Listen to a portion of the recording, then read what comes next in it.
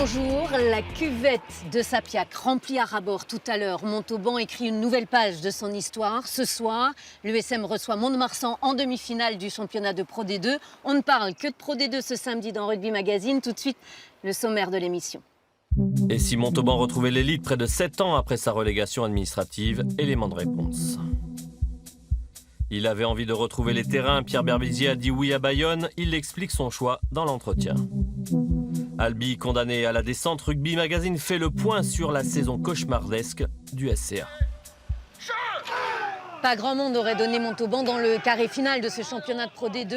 Or, à la fin de l'année 2016, l'USM se retrouve en tête du championnat. Et alors, on commence à prendre au sérieux la montée en puissance des joueurs montalbanais. 3 saisons après leur retour en Pro D2, Sapiac s'apprête à revivre l'euphorie des phases finales. À Sapiac, cela faisait longtemps qu'on n'avait pas connu un tel engouement. La demi-finale face à Mont-de-Marsan, c'est le match à ne pas rater.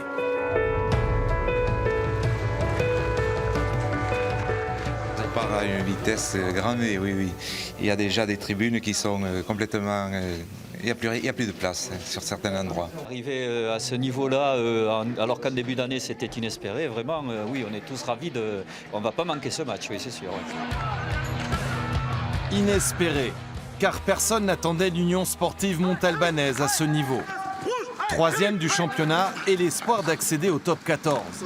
Montauban a pu s'appuyer sur un groupe uni, des recrues de qualité et un jeu séduisant.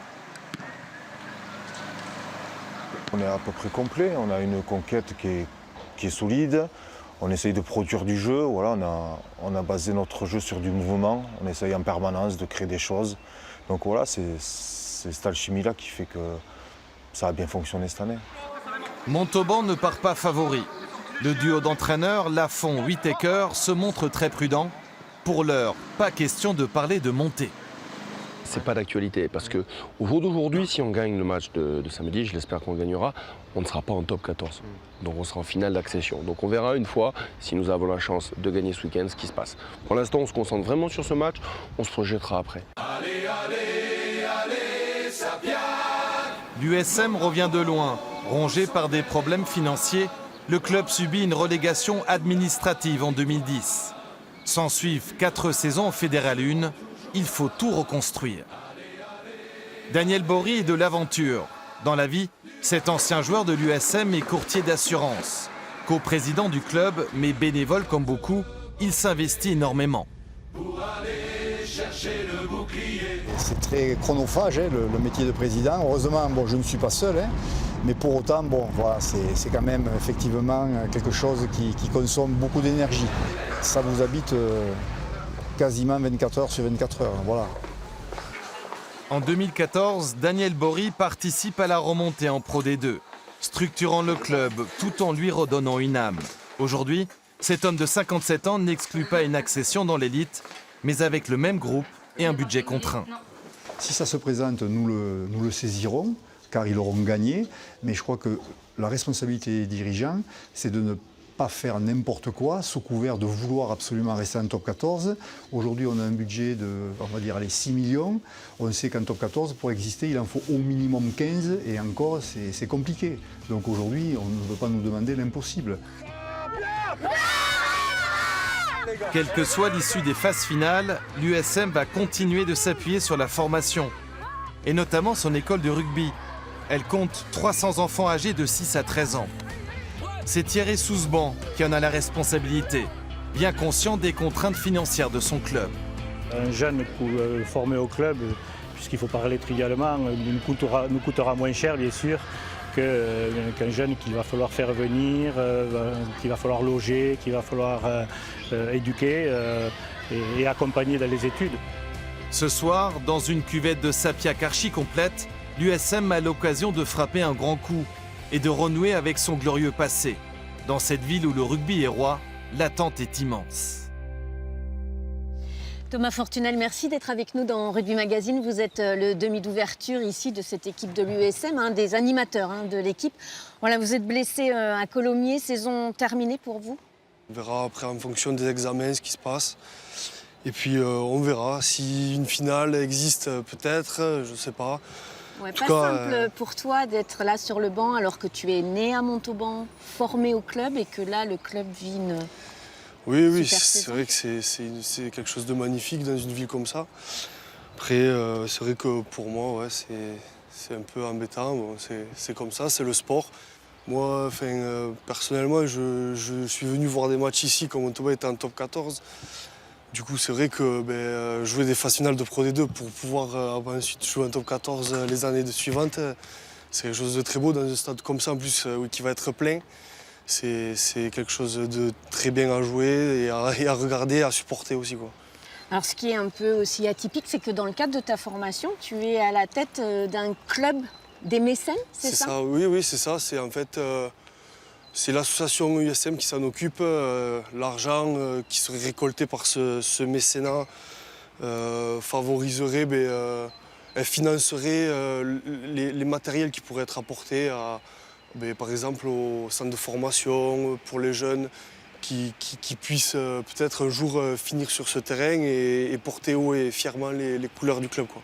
Alors l'argent reste effectivement quand même le nerf de la guerre. Certaines équipes font le yo-yo entre les deux championnats Pro D2 Top 14. C'est Bayonne cette saison qui retrouve la deuxième division avec un nouvel entraîneur, Pierre Berbizier, et dans l'entretien de Rugby Magazine. 5 ans d'absence dans le monde professionnel. Demi-mêlée international, sélectionneur du 15 de France, de l'équipe d'Italie, entraîneur à Narbonne, manager au Racing, club qu'il fait remonter dans l'élite en 2009. À 58 ans, Pierre Berbizier prend un nouveau risque, manager Bayonne en Pro D2. Un plaisir de retrouver le terrain, de retrouver un projet qui répond à ma sensibilité, pour avoir refuser des situations d'urgence ou des projets qui n'en étaient pas pour moi. Je retrouve un projet certes difficile, mais qui correspond à ce que j'ai envie de donner et puis à ce plaisir que j'ai envie de prendre. Pour être originaire d'un coin qui est en train de mourir la bouche ouverte, la Bigorre, je ne peux pas le faire là-bas. C'est peut-être pour moi aujourd'hui la possibilité de transmettre mon expérience et d'aider ce projet. Cette capacité à continuer malgré la difficulté, notamment cette saison difficile, de continuer le projet, de repartir sur l'existant et non de repartir à zéro. Et puis aussi une projection de l'avenir avec ce centre de performance à venir en collaboration avec la mairie de Bayonne. Donc la volonté de pouvoir s'inscrire au niveau des structures et au niveau des hommes dans un avenir proche pour développer le rugby ici à Bayonne. Vincent a initié le projet. La volonté des présidents a été de continuer ce projet, donc ils m'ont demandé d'accompagner Vincent. Donc ce n'est pas une relation de hiérarchie, simplement c'est une addition de compétences que l'on a mis sur la table pour pouvoir faire avancer ce projet. Donc c'est cette relation que l'on travaille maintenant pour développer notre projet. Quelle est la vraie économie du rugby français? La deuxième question que j'ai envie de poser ou que je me pose, quelle est la culture du rugby français? Et peut-être en amenant la réponse, les petites et moyennes villes, donc, qui, à mon sens, ont été délaissées dans le développement du rugby, qui aujourd'hui souffrent notamment sur le plan économique dans cette course à l'armement lancée par certains. Donc voilà, ces réponses-là, je crois que c'est dans un premier temps le responsable politique qui doit les donner. À mon niveau, je n'ai pas cette possibilité. Je vais m'attacher à répondre, je le répète, à la question bayonnaise et me concentrer sur cette seule question. Les entraînements ont été appliqués pour les joueurs de Montauban cette semaine, car pendant la phase régulière du championnat, ils se sont imposés seulement de 4 points contre Mont-de-Marsan. Ici, à Sapiac, c'était au mois de septembre. Les autres équipes de la région ont-elles terminé leur saison? Je vous propose de regarder le classement. Si Narbonne a pu se sauver, eh bien, Albi n'a pas échappé à la relégation.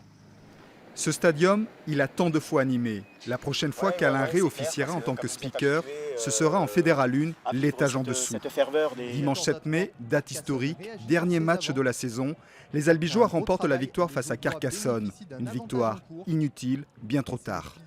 Ça peut se jouer à très peu de choses. Le match d'ouverture contre Carcassonne qui se solde contre un match nul 23 partout. L'absence d'un joueur qui est suspendu en début de saison. Beka Cheklashvili qui fait cruellement défaut à la mêlée albigeoise ce jour-là. Voilà, ça peut se jouer à des petits détails comme celui-ci. Toujours est-il qu'au terme de la 20e journée, en février, Albi ne compte que 31 points. Les joueurs se prennent alors en main et remplacent le trio d'entraîneurs par un autre trio. Et ça semble fonctionner. On ne va pas parler de points à prendre, on va viser le maintien et on va prendre les matchs les uns après les autres et endosser un maximum de victoires. Et l'objectif, il est clair et net, c'est le maintien. Dans l'éphémère trio d'entraîneurs, Vincent Clément, ancien capitaine du SCA. Pour lui, les racines du malaise vont au-delà d'un simple accident de parcours, au-delà même de cette saison catastrophique. Pour moi, c'est essentiel, c'est de définir un vrai projet, une vraie vision, de savoir court terme, moyen terme, long terme, où est-ce qu'on veut aller, qu'est-ce qu'on veut faire du club. Mais je pense qu'il faut donner la parole en fait à ceux qui et faire confiance à ceux qui connaissent le rugby. La direction a-t-elle tardé à prendre les bonnes décisions cette saison? Plus soucieuse de boucler son budget, par ailleurs validé par la Direction nationale de contrôle, tout cela en oubliant le projet sportif. Non, absolument pas. Si les joueurs ne croyaient pas à notre projet, on a plus des 3/4 des joueurs qui re-signent au club. Donc, avec des baisses de salaire. Donc ça veut dire quand même qu'il y a certainement un projet derrière. Le stadium a tout connu. La gloire du top 14, la navette entre la première et la deuxième division, la Fédérale 1. La dernière fois, c'était il y a 14 ans. Voilà, Sapiac prêt à bouillir pour cette demi-finale. Montauban-Mont-de-Marsan, seul Agen est venu s'imposer ici, en terre montalbanaise. Et puis pour la petite histoire, eh bien, si les joueurs de Montauban se qualifient pour cette finale, ils joueront dans le même stade qu'il y a 50 ans, le stade Chabandelmas, en 1967, où ils avaient été sacrés champions de France. Très bon week-end à tous, à samedi prochain.